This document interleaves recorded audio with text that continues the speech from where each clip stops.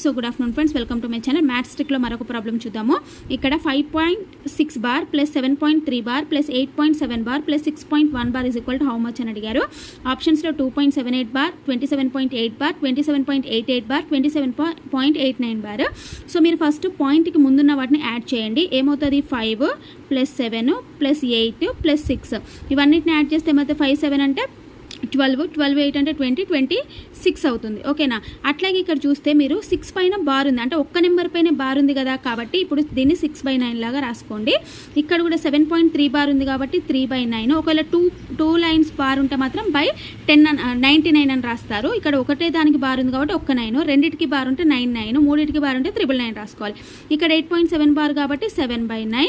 ఇక్కడ 6.1 బార్ అని అంటే ఎంత మనకి? అంటే 1/9 అనమాట. సో ఇవన్నిటిని యాడ్ చేస్తే మొత్తం ఎల్సిఎం 9 అవుతుంది కదా, కాబట్టి 6 + 3 అంటే 9, 9 + 1 అంటే 10, 17 అనమాట. ఓకేనా?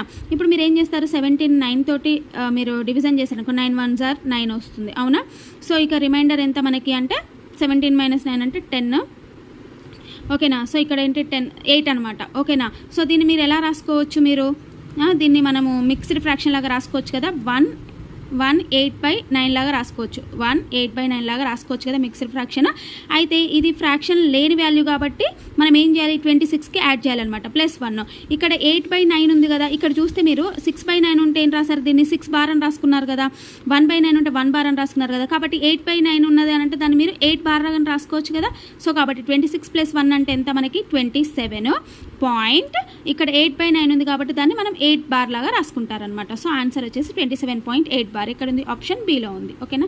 So thank you.